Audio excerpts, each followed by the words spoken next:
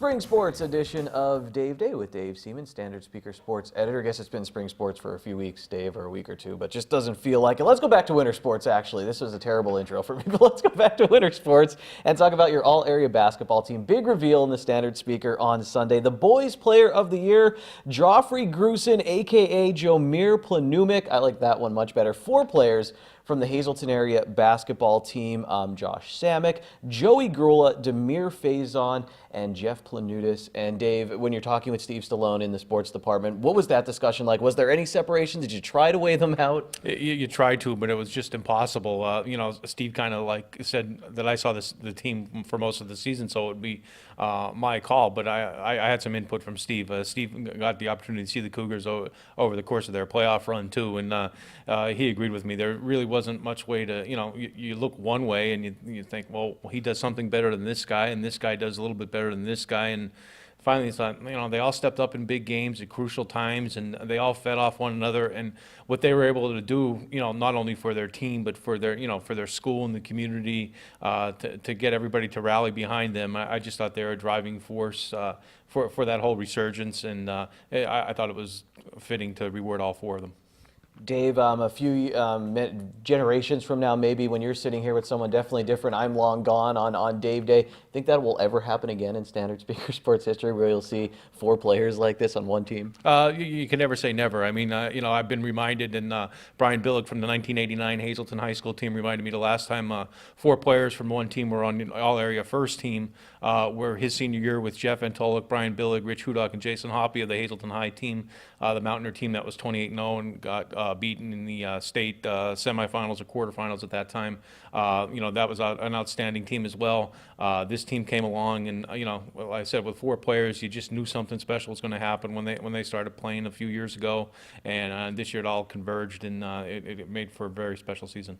What I also liked about the all-area teams, Dave, on Sunday in the Standard Speaker was, in Hazleton area, rightfully so, a lot of headlines end of the season. They were the only team playing for a while after Mono area girls lost, but it reminded me of some of the other great players and performances we've seen this past season. Yeah, there was no doubt about that. I mean, you look at Tyler Fritz at Marion, had a sensational season. As a sophomore, he stepped up when a lot of seniors graduated this year. They lost a lot of parts from their team that won the district championship, and Tyler stepped up and averaged almost 24 points a game. In any league, that's some solid shooting. You look at him, you look at down at Tamaqua, you had Thad Zuber, who's just been as steady as any player has been over the last few years. His teammate, Lucas Gregoire, was only a sophomore, but he stepped up, and Tamaqua improved its win total from last year, up 5 games, and they got some good days ahead of them as well. And then you look at all the second teamers, and the third team, or what we call our honorable mention. A lot of newspapers don't put honorable mention in, but if a kid's mentioned, to even be considered, why not put his name in the paper, something that you might remember for a long time. MMI too, another team that stepped up. You got to like how Matt Marchetti stepped up when Philip Byreal got hurt early in the season. He made our second team this year. I think there's a lot of good days ahead for the MMI basketball program. And then you look on the girls' side too. You look at Avery Jordan, who had a fantastic year once again as our Player of the Year, repeat Player of the Year. That doesn't happen very often. A lot of talented players in this area.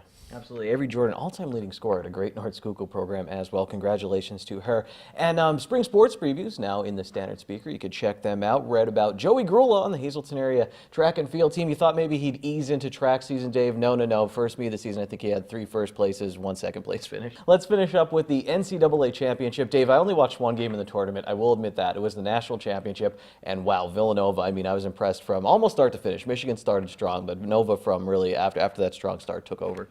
Not only in that game, but it was a microcosm for the season, because Villanova has been the best team all season.